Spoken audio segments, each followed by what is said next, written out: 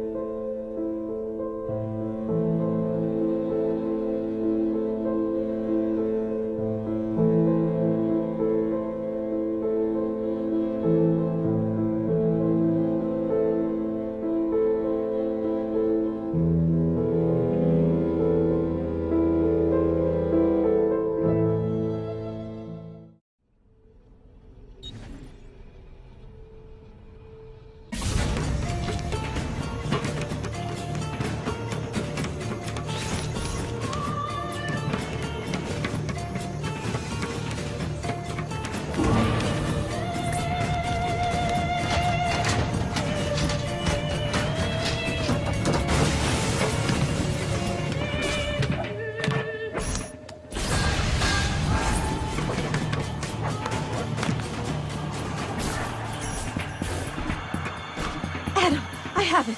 Eve! Look out! Wow. Was that what I think it was?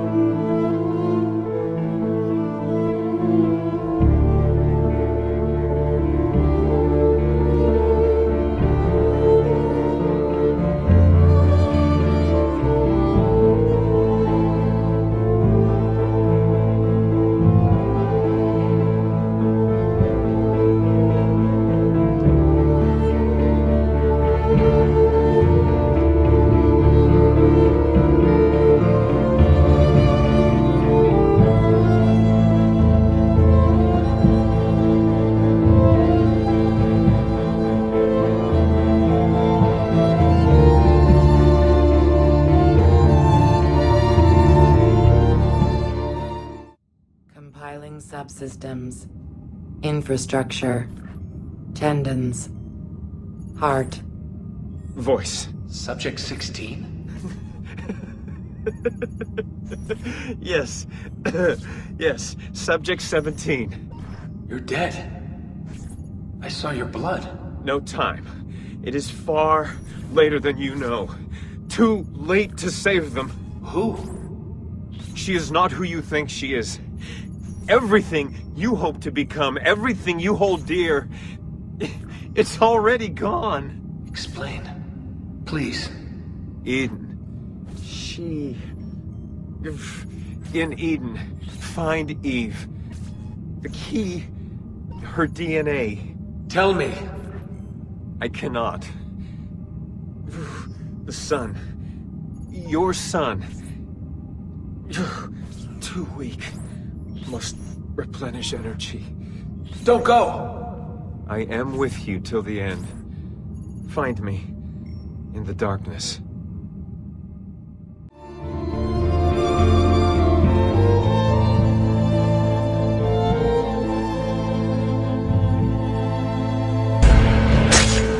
It is done. The way lies all before you. Only she remains to be found. Awaken the sixth. Go, alone!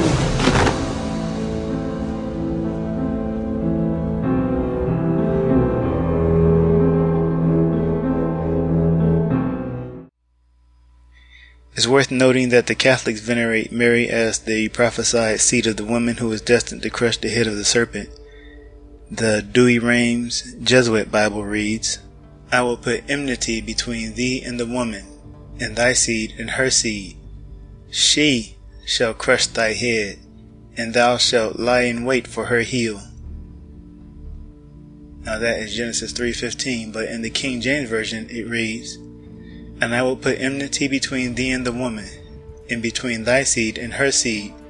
It shall bruise thy head, and thou shalt bruise his heel. So once again, back to the Douay-Rheims, it says, She shall crush thy head, and thou shalt lie in wait for her heel.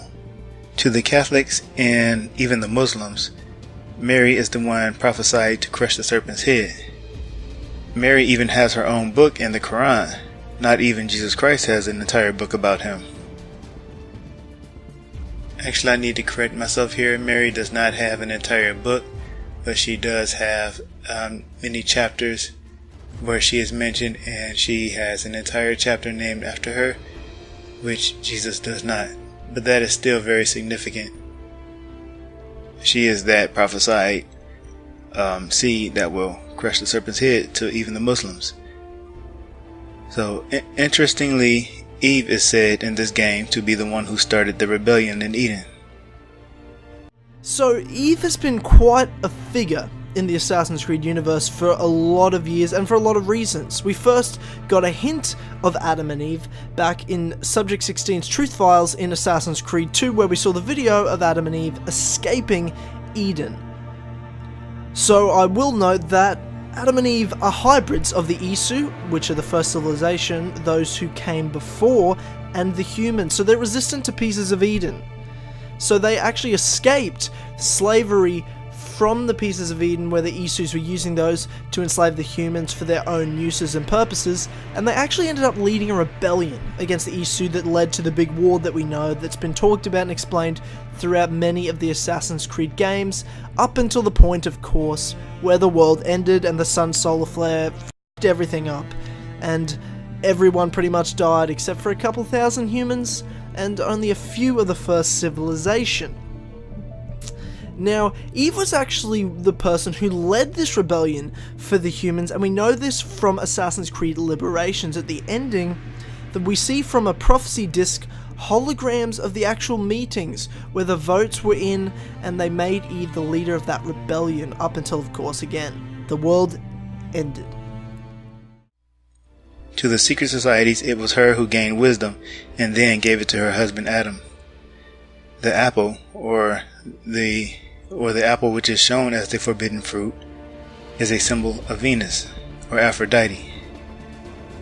Combine this with the fact that the goddess has a dual nature in the secret societies, and it becomes clear that they believe Eve was the serpent. The serpent, or the dragon, in the Garden of Eden was simply Eve's alter ego.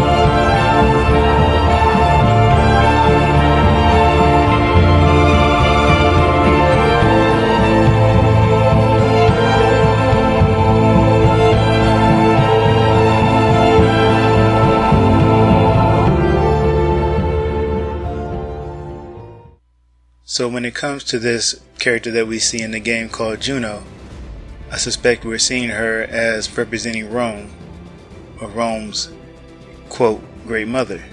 And she is more or less the symbol of Roman authority. From what I can gather in the game's story, from what I've seen so far, the descendant of Eve is able to stop Juno from enslaving mankind.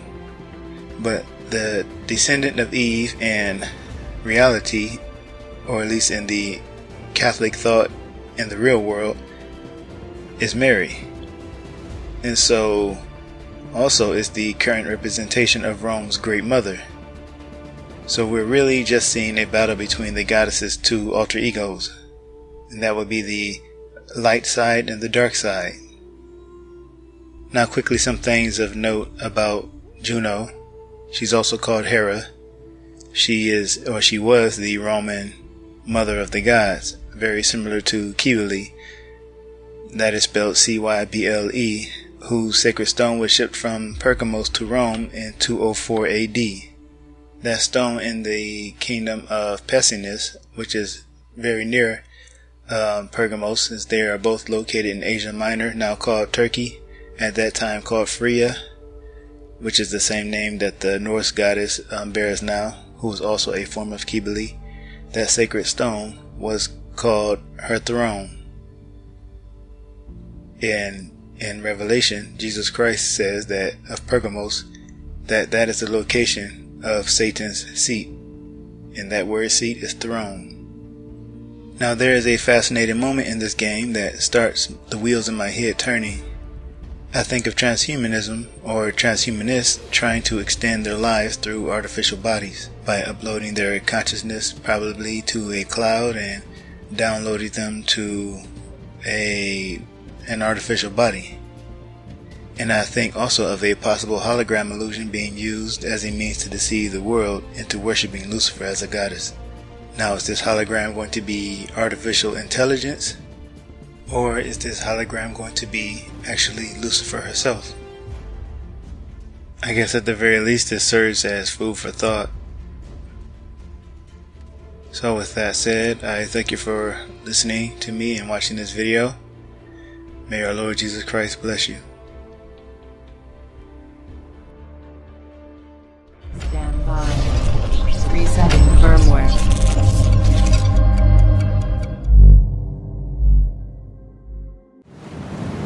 Come closer, Cypher. Perhaps we have met before. Perhaps not. You search for an artifact. Let me show you the truth.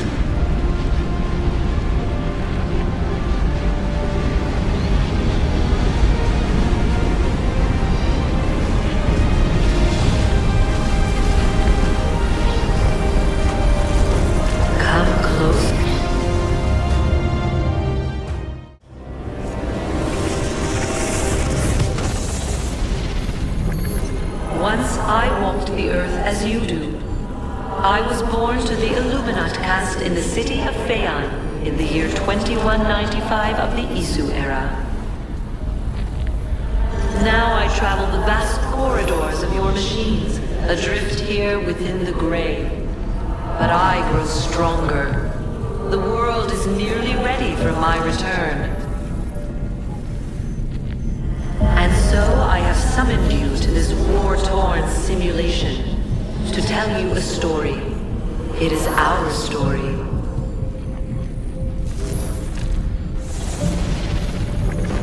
I once loathed the very sight of your kind, in the same way you recoil in the presence of an arachnid. And another thing that we need to pay attention to in this clip, this Juno character will be pushing the lie of ancient aliens, and that is the lie that we were created by either extraterrestrials or angels or some prior civilization. It's a lie. Don't believe it. We were created by the creator of heaven and earth, so don't fall for that lie. Humans were created by we who came before, the Isu. We crafted you in our image, but deprived you of our true gifts. You were bred for hard labor, and in extreme cases, war. We built great observatories to monitor you, devices to control you. We blessed you with resilience, but cursed you with ambition. And so you rebelled against us. I suppose we are to blame for the state of your species. Is it any wonder so many of these simulations revolve around violence? As our people clashed, we became distracted from an impending doom. A coronal mass ejection from our angry sun. The greatest minds of our time assembled to prevent the coming disaster. Yet I believed the only way to save us was to transform us. Inspired by the research of the great scientist Consus, I attempted to place Aita's mind into a stronger synthetic body. I failed, and my beloved died in my arms. The others shunned me. I returned to the Grand Temple. I shed my physical form and entered the Grey. But stubborn Minerva and foolish Jupiter discovered me and sealed me inside. Entombed, I waited for the day when your technology might allow my return. That wait is nearly over.